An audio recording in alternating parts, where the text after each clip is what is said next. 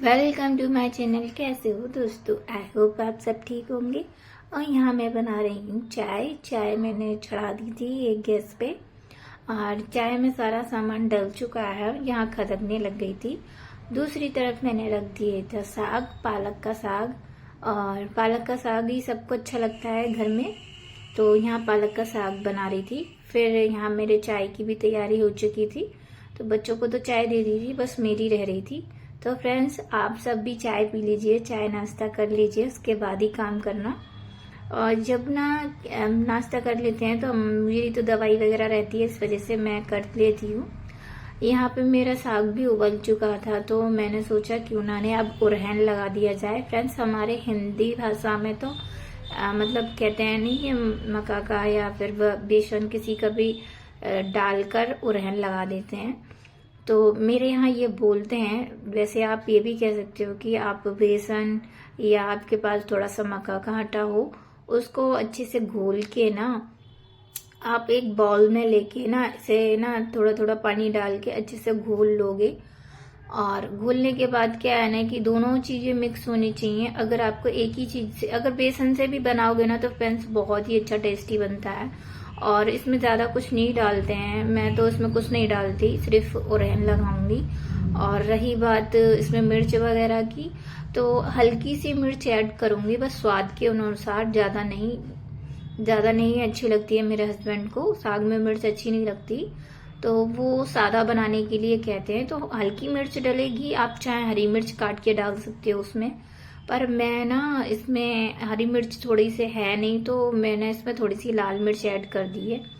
फिर मैं ये ना जो बेसन और मक्के का आटे का घोल था ना, उसको मैंने अच्छे से इसमें धीरे धीरे चलाते हुए मिला लिया है, जो कि गांठ वगैरह सी ना पड़े इसमें। और थोड़ा सा पानी ऐड कर दूंगी, जिससे कि है ना ये जो मतलब अभी थिंक ना हो, पतला रहे, क्योंकि बनने में ऐसा टाइम लगेगा, धीरे धीरे बनेगा ये, तो उससे टाइम लगता है बनने में। तो ये गाढ़ा हो जाता है फिर धीरे धीरे बनते हुए, तो थोड़ा सा पानी अपने हिसाब से लगा के चलना। जो आपको जितना थिंक रखना है ना, उतने हिसाब से ही पानी लगाना। तो वहां पे मैंने साग बनने के लिए रख दिया था, कम गैस पे वो खरक रहा था, तो मैंने सोचा उससे तो टाइम लगेगा ही बनने के लिए, इस वजह से थोड़ा मैं अंदर का काम भी कर लेती हूँ, तो थोड़ा जल्दी हो जाएगा। और आज तो दिन संडे का है, तो बच्चे तो घर पे ही हैं, और ज्यादा काम लेट ही होता है जब बच्चे घर पे होते हैं ना, तो काम मेरा और भी लेट हो जाता है।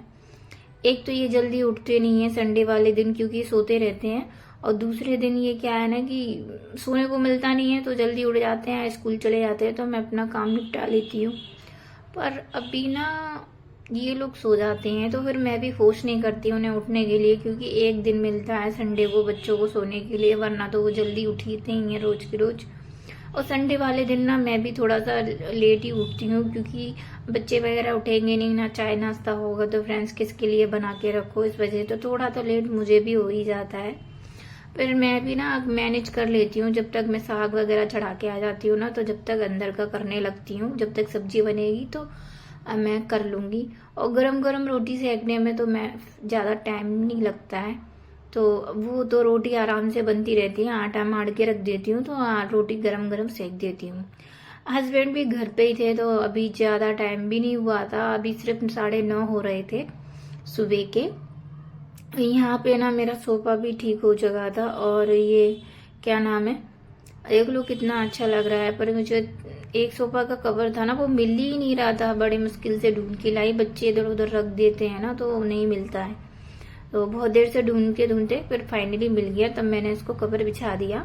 और ये ऑनलाइन मैंने तकिया मंगाई थी, पर मैंने मंगाई ब्लू कलर की थी फ्रेंड्स, ये ब्लैक कलर की आ गई। और जब रिटर्न का ऑप्शन था ना, जब मेरी तबीयत बहुत खराब थी, तो मैंने कहा कि थोड़ी दिन में कर दूंगी, तो एक दिन का टाइम होता है। फिर उसके बाद तो मैं भूल ही गई, तो रिटर्न करना ही नहीं पाई मैं। पर अब की बार मैं ना तकिया के कवर जो है अपने घर पे ही बनाऊंगी खुद से, हाथ से, क्योंकि फ्रेंड्स ऑनलाइन जो पीछे का कपड़ा होता है, जो चैन जहाँ लगी होती है, वो बहुत ही पतला आता है, इस वजह से तो मैं खुद ही बनाऊंगी घर पे। तो फ्रेंड्स, यहाँ मेरा साग भी ना बन चुका था, मैं आई थी, तो मैं यहाँ तड़के की तैयारी कर लूंगी।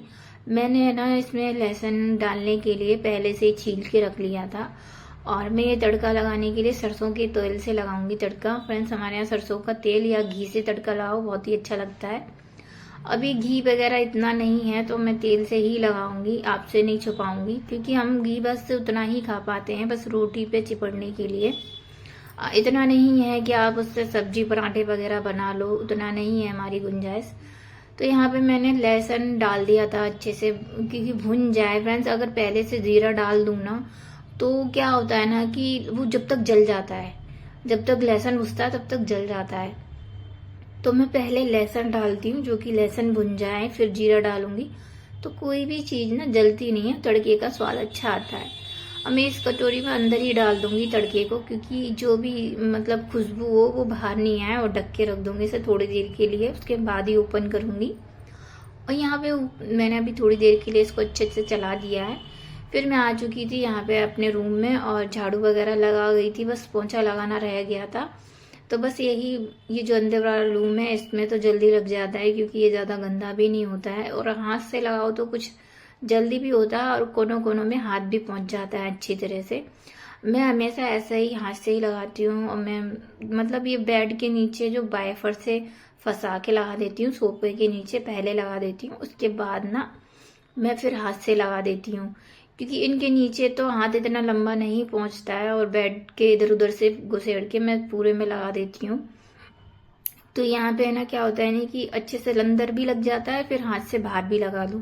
और सोफे के नीचे में भी वाइपर से फंसा के लगा देती हूँ, क्योंकि उससे है ना क्या होता है, उनके नीचे भी मिट्टी वगैरह कुछ भी जमा नहीं होती है। कभी कभी तो मैं पूरा फर्श ही धो के ले आती हूँ, मतलब झाड़ू से पूरा धो दूंगी, क्योंकि जो भी मिट्टी होती है ना जरा सी इधर कोने कोने में जो जमा हो जाती है ना, वो फ्रेंड्स झाड़ू से भी निकालो नहीं निकलती है।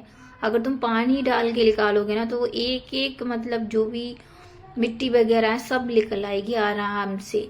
अच्छे से तुम्हारा घर भी वॉश हो जाएगा, चमकने लगेगा, बहुत ही अच्छा लगता है जब धो के आप पोंछा लगाओ ना वाइपर मार के। उसके बाद तो फिर उसका लुक ही देखोगे ना तो आप ये कहोगे कितना अच्छा लग रहा है। तो उस टाइम पोछा भी बहुत अच्छा लगता है। तो यहाँ पे मेरे पूरे रूम में अच्छे से पोछा लग चुका है, और ये बस एक गेट के फाइनली रह गया है। ये मैंने ना दीपावली पे चिपकाई थी, तो ये उसका ऊपर ऊपर का पट गया है, तो इसको भी मैं किसी दिन छुटाऊंगी, क्योंकि ये छूट नहीं रही है। ऐसे किसी पतली चीज या चाकू वगैरह से छूटेगी तब मैं इसको छुटाऊंगी। अभी तो मैं इसे ऐसे ही रहने दूंगी, क्योंकि ये तो थोड़ा बहुत है तो वो बाद में भी कर लूंगी। फिर मैं बाहर आ गई थी, तो यहाँ पे बच्चों ने नहा धो लिया था, और मुझे वॉशिंग मशीन में कपड़े भी लगाने थे, क्योंकि मैं सोच रही थी मैं जब ये ऐड करूंगी अपने भी नहा लूंगी, तो ये तो ऑटोमेटिक है, तो अपने आप खंगाल देती है, धो देती है, सुखा के देती है कपड़े, बस आपको ना सुखाने के लिए डालने होते हैं। तो मैंने ये सारे कपड़े लगा दिए थे मशीन में, क्योंकि बच्चे वगैरह सब नहा लिए थे, और जान भी तो पहले ही से नहा के चली गई थी, और आयुष भी नहा लिया था। बस मेरे कपड़े ही रह रहे थे, जो कि 2 दिन के थे, तो मैंने एक दिन धोए नहीं थे। दूसरे दिन मैंने कहा कि थोड़े कपड़े हैं तो दूसरे दिन लगा के धो दूंगी। तो फ्रेंड, जब थोड़े कपड़े होते हैं ना तो मैं नहीं धोती हूँ, क्योंकि उसने में भी सरफ डालो, फिर ना ज्यादा सरफ भी खत्म होता है। एक बार में क्या होता है ना कि कपड़े होंगे तो आधी चम्मच एक्स्ट्रा बेशक डलेगा, पर आपका सरफ ज्यादा खत्म नहीं होगा। और इसी में ना मैं सारे कपड़े लगा दूंगी। आज तो पैरदान भी गंदे वगैरह नहीं थे, और इसलिए क्योंकि संडे है ना, कभी कभी मैं पैरदान वगैरह एक संग धो देती हूँ ना, कभी मतलब कपड़े खंगल जाते हैं उसके बाद पैरदान को डाल देती हूँ। तो यहाँ ये 2 कप की कह रही है सरफ डालने के लिए, तो मैं ये 2 कप ऐड कर दूंगी इसमें। तो ये नंबर आ जाते हैं इसमें फ्रेंड्स, और मैंने इसमें 2 कप की जगह ज्यादा डाल दिया है, क्योंकि ना कपड़े थोड़े ज्यादा गंदे थे तो सरफ होना चाहिए ज्यादा सा। तो यहाँ मैंने ना सारे कपड़े ऐड कर दिए हैं, बस मैं ही रह गई थी नहाने के लिए। तो अब मैं फिर नहा कपड़े वगैरह डाल के ऊपर आ चुकी थी, फिर मैं आ गई थी नहाने के लिए। नहा के फिर मैं आ गई थी रसोई में फिर मैं बनाने लग गई थी आके मक्के की रोटी। फ्रेंड्स, साग के साथ तो आपको बहुत पसंद होगी मक्के की रोटी। फ्रेंड्स, मेरे घर में भी मेरे हस्बैंड को और मतलब बच्चों को बहुत पसंद है मक्के की रोटी। मैं ज्यादा नहीं बनाऊंगी, 2 रोटी मैं बना के भेज चुकी हूँ, और ये 2 रोटी बस और बनाऊंगी। बाकी की गेहूं की रोटी बन चुकी है, इसलिए ज्यादा ऐड नहीं करूंगी।